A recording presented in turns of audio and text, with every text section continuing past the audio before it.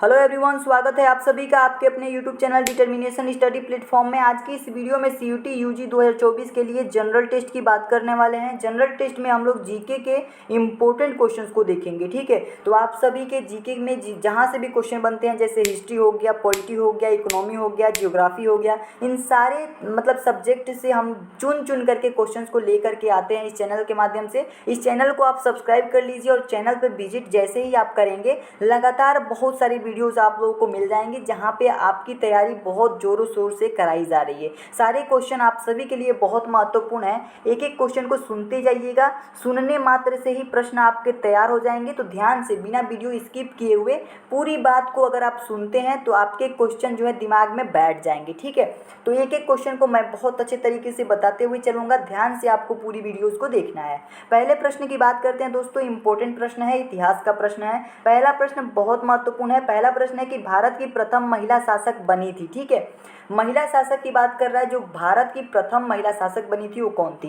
पहला ऑप्शन चांद बीबी, दूसरा ऑप्शन है रजिया बेगम, तीसरा है रानी लक्ष्मीबाई और चौथा है इनमें से कोई नहीं। आप सभी लोग याद रखेंगे कि भारत की जो प्रथम महिला शासक बनी थी उसका नाम था, ऑप्शन नंबर बी सही होगा, रजिया बेगम, ठीक है। याद रखिएगा कि भारत की जो पहली महिला शासक बनी थी वो थी रजिया बेगम, ठीक है। ऑप्शन नंबर ए आपका बिल्कुल करेक्ट आंसर हो जाएगा। अगले प्रश्न की बात करते हैं। प्रश्न नंबर 2 है आप सभी के सामने कि टीपू सुल्तान कहाँ का शासक था, ठीक है। टीपू सुल्तान की बात कर रहा है और कह रहा है कि ये कहाँ का शासक था। पहला ऑप्शन है हैदराबाद का, दूसरा है अहमदनगर का, तीसरा है मैसूर का और चौथा है बीजापुर का। तो इनमें से ऑप्शन नंबर आपका सी बिल्कुल सही हो जाएगा। जो टीपू सुल्तान था ये मैसूर का शासक था। कहाँ का शासक था? मैसूर का शासक था। ऑप्शन नंबर 3 बिल्कुल आपका करेक्ट आंसर हो जाएगा।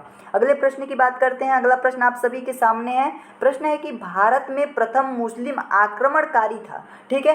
प्रथम मुस्लिम आक्रमणकारी कौन था भारत में? पहला ऑप्शन महमूद गजनवी, दूसरा है कुतुबुद्दीन ऐबक और महमूद बिन कासिम, चौथा ऑप्शन है मोहम्मद गौरी, ठीक है। तो इनमें से सही ऑप्शन हो जाएगा आप सभी का ऑप्शन नंबर सी, महमूद बिन कासिम, ठीक है। तो महमूद बिन कासिम जो है भारत पर यानी भारत में प्रथम मुस्लिम आक्रमणकारी था, भारत पर आक्रमण करने वाला पहला मुस्लिम था, ठीक है। ऑप्शन नंबर सी बिल्कुल करेक्ट आंसर हो जाएगा आप सभी का। अगले प्रश्न की बात करते हैं। अगला प्रश्न आप सभी के सामने चौथा प्रश्न है। प्रश्न है कि प्रथम भारतीय साम्राज्य स्थापित किया गया था, ठीक है। तो किसके द्वारा किया गया था प्रथम भारतीय समाज को? पहला ऑप्शन है कनिष्कों के द्वारा, दूसरा है हर्ष के द्वारा, तीसरा है समुद्रगुप्त के द्वारा और चौथा है चंद्रगुप्त मौर्य के द्वारा। तो आप सभी को याद रखना है, प्रथम भारतीय साम्राज्य की बात करें तो ये किसके द्वारा स्थापित किया गया था?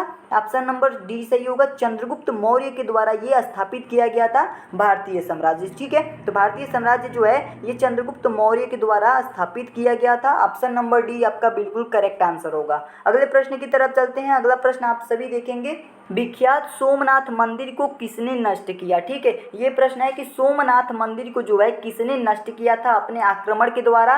पहला ऑप्शन है मोहम्मद बिन कासिम, दूसरा है सुल्तान महमूद, तीसरा है कुतुबुद्दीन ऐबक और चौथा है मोहम्मद गौरी। आप सभी को याद रखना है, महमूद गजनवी जो था ये 1025 ईस्वी में 17 बार आक्रमण किया था इसने, ठीक है। और सोमनाथ मंदिर को तहस नहस कर दिया था बिल्कुल। तो ये कौन था? महमूद गजनवी था, यानी कि मतलब इसका नाम सुल्तान महमूद के नाम से भी जाना जाता है। ऑप्शन नंबर बी सही होगा, महमूद गजनवी या आप सुल्तान महमूद कह सकते हैं, ठीक है। तो ये शासक था जिसने सोमनाथ मंदिर को नष्ट कर दिया, ठीक है। ऑप्शन नंबर बी आपका बिल्कुल करेक्ट आंसर होगा। अगले प्रश्न की तरफ चलते हैं। अगला प्रश्न आप सभी के सामने छठा प्रश्न है। छठा प्रश्न है कि निम्नलिखित में से कौन सा सबसे पुराना स्मारक है, ठीक है।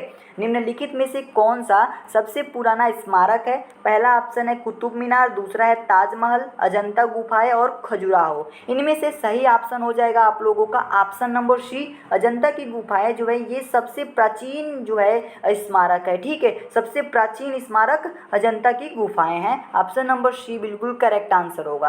अगला प्रश्न आप सभी के सामने, सिंधु घाटी सभ्यता के लोग पूजा करते थे, किसकी पूजा करते थे? पहला ऑप्शन है पशुपति की पूजा करते थे, ब्रह्मा की पूजा करते थे, विष्णु की पूजा करते थे या इंद्र की पूजा करते थे। तो इसमें से सही आंसर हो जाएगा, देखिए सिंधु घाटी सभ्यता की बात करें तो यहाँ के लोग जो है ये पशुपति की पूजा करते थे, ठीक है। पशुपति की पूजा करते थे। ऑप्शन नंबर ए आपका बिल्कुल करेक्ट आंसर हो जाएगा। अगले प्रश्न की तरफ चलते हैं। अगला प्रश्न आप सभी के सामने 8 नंबर है कि त्रिपिटक धार्मिक ग्रंथ है। किस ग्रंथ की बात कर रहा है? त्रिपिटक की बात कर रहा है। तो त्रिपिटक जो धार्मिक ग्रंथ है ये बौद्धों का ग्रंथ है। पहला ऑप्शन है आप सभी के पास जैनों का, हिंदुओं का, मुसलमानों का, और लास्ट ऑप्शन है आप सभी के पास बौद्धों का। तो ऑप्शन नंबर डी सही हो जाएगा, बौद्धों का। ठीक है, तो त्रिपिटक याद रखिएगा, ये बौद्धों का धार्मिक ग्रंथ है। ऑप्शन नंबर डी बिल्कुल करेक्ट आंसर हो जाएगा। अगले प्रश्न की बात करते हैं। अगला प्रश्न आप सभी के सामने 9 नंबर प्रश्न है कि पानीपत की तीसरी लड़ाई कब हुई थी। ठीक है, आप सभी को याद रखना है। मैं नॉलेज के लिए आप लोगों को बता देता हूं कि पानीपत की जो प्रथम लड़ाई थी वो 1526 ईस्वी में हुई थी। जो पानीपत की दूसरी लड़ाई थी 1556 ईस्वी में हुई थी। ठीक है, और पानीपत की तीसरी लड़ाई की बात करें तो 1761 ईस्वी में हुई थी। ठीक है, इस बात को याद रखिएगा। पानीपत की प्रथम लड़ाई जो है 1526 में, द्वितीय लड़ाई जो है 1556 में, और तृतीय लड़ाई जो है 1761 में हुई थी। तो आप सभी को यहाँ पे समझ में आ गया कि पानीपत की जो तीसरी लड़ाई है वो कब हुई थी, तो 1761 ईस्वी में। ऑप्शन नंबर इसमें बी बिल्कुल सही आंसर हो जाएगा। ठीक है, तो यहाँ से याद रखिएगा पानीपत की प्रथम, द्वितीय और तृतीय युद्ध कब हुआ था। ठीक है, अगले प्रश्न की तरफ चलते हैं। अगला प्रश्न आप सभी के सामने 10 नंबर प्रश्न है कि मुगल साम्राज्य की नींव किस लड़ाई के बाद मानी जाती है। ठीक है, मुगल साम्राज्य की नींव जो है किस लड़ाई के बाद मानी जाती है, ये क्वेश्चन है हमारा। पहला ऑप्शन आप सभी को दिया है पानीपत की प्रथम लड़ाई के बाद। ठीक है, पानीपत की द्वितीय लड़ाई के बाद, प्लासी की लड़ाई के बाद और बक्सर की लड़ाई के बाद। तो इसमें से कौन सा ऑप्शन सही होगा? तो आप सभी को याद रखना है मुगल साम्राज्य की जो नींव थी वो कब गढ़ी, मतलब कब गढ़ी या कब स्थापित होने लगा, जब पानीपत की प्रथम युद्ध हो गई तब। ठीक है, तो पानीपत की प्रथम लड़ाई के बाद जो है मुगल साम्राज्य की नींव की स्थापना हुई। ऑप्शन नंबर ए आपका बिल्कुल करेक्ट आंसर हो जाएगा। उसके बाद से मुगल साम्राज्य की शुरुआत हो गई। ठीक है, अगले प्रश्न की बात करते हैं। अगला प्रश्न आप सभी के सामने 11 नंबर प्रश्न है कि मुगल वंश की स्थापना भारत में कब हुई। ठीक है, मुगल वंश की स्थापना जो है भारत में कब हुई, ये हमसे प्रश्न पूछा जा रहा है। किसकी स्थापना? मुगल वंश की स्थापना। ध्यान रखिएगा, मुगल वंश की। पहला ऑप्शन है 1455 ईस्वी में, 1688 ईस्वी में, 1526 ईस्वी में या 1822 ईस्वी में। तो आप सभी को याद रखना है 1526 ईस्वी में, यानी ऑप्शन नंबर सी बिल्कुल करेक्ट आंसर हो जाएगा। मुगल वंश की जो स्थापना है भारत में 1526 ईस्वी में हुई थी। ठीक है, याद रखिएगा। अगले प्रश्न की बात करते हैं। अगला प्रश्न आप सभी के सामने 12 नंबर प्रश्न है कि प्लासी का युद्ध कब लड़ा गया था। प्लासी के युद्ध की बात करें तो प्लासी का युद्ध जो है 23 जून 1757 ईस्वी को लड़ा गया था। यानी कि ऑप्शन नंबर आप एक देख रहे हैं, ए वाला, यानी पहला ऑप्शन बिल्कुल करेक्ट आंसर है। ठीक है, 23 जून 1757 ईस्वी को प्लासी का युद्ध लड़ा गया था। ये ऑप्शन आपका बिल्कुल करेक्ट ऑप्शन होगा। याद कर लीजिएगा कि प्लासी का जो युद्ध है 23 जून 1757 ईस्वी को लड़ा गया था। अगला प्रश्न आप सभी के सामने है कि दिल्ली का लाल किला किसने बनवाया। देखिए, बड़ा ही सिंपल प्रश्न है। दिल्ली का लाल किला जो है बनवाने वाले का नाम क्या था? पहला ऑप्शन है हुमायूं, दूसरा है अकबर, तीसरा है शाहजहां और शेरशाह। किसने बनवाया था? किसने बनवाया था दिल्ली का लाल किला? एक बार सभी लोग कमेंट बॉक्स में जरूर लिख दीजिएगा। ठीक है, कमेंट बॉक्स में लिख दीजिएगा, जिससे पता चले कि आप लोग मुझसे बताने से पहले आप लोग कमेंट में लिख चुके हैं। ठीक है, ऑप्शन नंबर सी बिल्कुल सही हो जाएगा इसमें। ठीक है, ऑप्शन नंबर कौन सा सही होगा? सी वाला सही होगा, शाहजहां ने। ठीक है, था वहीं पे बात करें दिल्ली में जो कुतुब मीनार है उसे किसने बनवाया था? तो आप सभी लोग याद रखेंगे कुतुब मीनार को जो है कुतुबुद्दीन ऐबक ने बनवाया था। तो देखिए, दो तरह से प्रश्न पूछा जा सकता है। कुतुबुद्दीन ऐबक देगा तो इल्तुतमिश नहीं देगा, इल्तुतमिश देगा तो कुतुबुद्दीन ऐबक नहीं देगा। ऐसा क्यों है? क्योंकि जो कुतुब मीनार है दिल्ली में, उस कुतुब मीनार की नींव को डालने वाला था कुतुबुद्दीन ऐबक, यानी कि नींव बनवाया था कुतुबुद्दीन ऐबक। और जब कुतुबुद्दीन ऐबक की मृत्यु हो गई उसके पश्चात इल्तुतमिश का शासन आया और इल्तुतमिश ने उस नींव को, यानी कि कुतुब मीनार के नींव को बड़ा किया और उसको पूर्ण करवाया। ठीक है, इसलिए जो है कुतुब मीनार को दो लोगों ने बनवाया। किसने किसने? कुतुबुद्दीन ऐबक ने और इल्तुतमिश ने।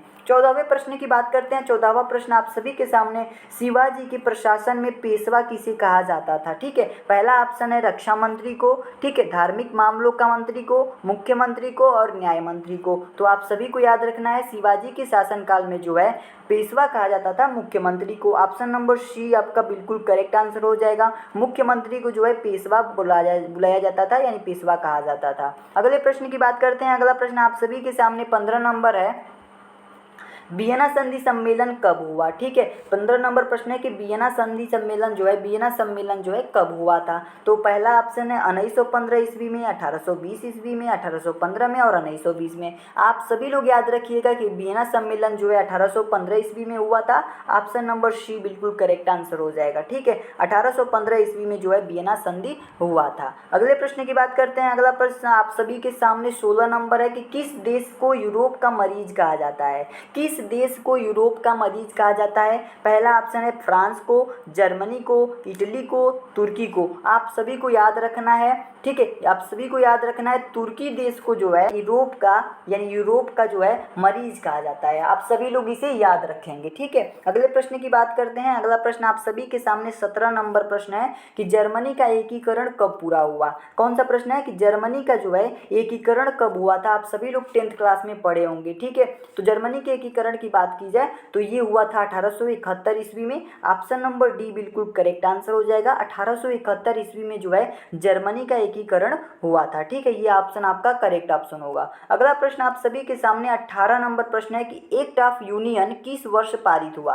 एक्ट ऑफ यूनियन की बात कर रहा है, ये किस वर्ष पारित हुआ था? तो आप सभी को याद रखना है एक्ट ऑफ यूनियन जो है 1707 ईस्वी में पारित हुआ था। ऑप्शन नंबर सी बिल्कुल करेक्ट आंसर होगा इसका। ठीक है, याद रखिएगा एक्ट ऑफ यूनियन कब पारित हुआ था? 1707 ईस्वी में पारित हुआ था। अगला प्रश्न की बात करते हैं। अगला प्रश्न है नई आर्थिक नीति, जिसे एनईपी कहा जाता है, जिसका फुल फॉर्म होता है न्यू इकोनॉमी पॉलिसी, ठीक है, का जन्मदाता था। जन्मदाता कौन था? एनईपी का। ठीक है, आपको याद रखना है एनईपी का जो जन्मदाता था, पहला ऑप्शन है कार्ल मार्क्स, दूसरा है स्टालिन, लेनिन और ट्राटस्की। ठीक है, मैं आप सभी को याद रखना है ऑप्शन नंबर सी बिल्कुल सही है, लेनिन। ठीक है, तो नई आर्थिक नीति का जो जन्मदाता था वो था लेनिन और इसने 1921 ईस्वी में एनईपी की घोषणा की थी। ठीक है, किसकी घोषणा? एनईपी की, यानी कि नई आर्थिक नीति की घोषणा की थी। कब किया था? 1921 ईस्वी में। ठीक है, अगले प्रश्न की बात करते हैं। अंतिम प्रश्न आप सभी का इस वीडियो में, लाल सेना का गठन किसने किया था? ठीक है, लाल सेना की बात कर रहा है, इसका गठन जो है किसने किया था? तो आप सभी को याद रखना है ट्राटस्की ने जो है लाल सेना का गठन किया था। ऑप्शन नंबर बी आप लोगों का बिल्कुल सही आंसर हो जाएगा। ठीक है, ट्राटस्की ने जो है लाल सेना का गठन किया था। ऑप्शन नंबर बी बिल्कुल सही आंसर हो जाएगा। तो इस वीडियो में आप लोग 20 प्रश्नों को देख चुके हैं। ठीक है, अच्छे से समझ चुके हैं और याद कर चुके हैं। ऐसे बहुत सारी वीडियोज प्रतिदिन जो है 2-3 वीडियो आप लोगों को मिलने वाली हैं, जिन वीडियोस की हेल्प से आप इंपॉर्टेंट क्वेश्चंस को अच्छे से तैयार कर सकते हैं। छोटी छोटी वीडियो हैं, उनको ईयरफोन लगा करके सुनते हुए चलिए, और जैसे ही आपके एग्जाम में क्वेश्चन आएंगे और जैसे ही आपका आंसर जो है माइंड में क्लिक करेगा, आप सही आंसर को टिक कर देंगे। ठीक है, अभी के लिए इतना ही रखते हैं दोस्तों, मिलते हैं नेक्स्ट वीडियो में, तब तक के लिए धन्यवाद।